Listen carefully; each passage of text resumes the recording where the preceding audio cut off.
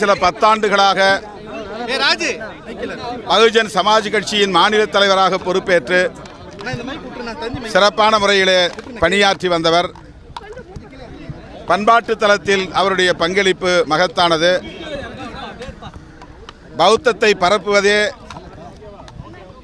இந்த மண்ணில் சமத்துவத்தை ஏற்படுத்துவதற்கான மாற்று அரசியல் என்பதை தொடர்ந்து உயர்த்தி பிடித்தவர். தன்னுடைய குடியிருப்புக்கு அருகே, இல்லத்துக்கு அருகே ஒரு புத்த விகாரையும் புதிதாக கட்டி எழுப்பியிருக்கிறார். தமிழ்நாடு முழுவதும் அப்படி புத்த விகார்களை கட்டுவதற்கு பெரும் துணையாக இருந்திருக்கிறார். செல்வி மாயாவதி அம்மையாரின் நம்பிக்கைக்கு பாத்திரமாக தொடர்ந்து செயல்பட்டு வந்தவர். நாளை காலை அவர் ஆம்ஸ்ட்ராங் அவர்களின் உடலுக்கு அஞ்சலி செலுத்துவதற்கு, மரியாதை செலுத்துவதற்கு சென்னை வருகிறார்.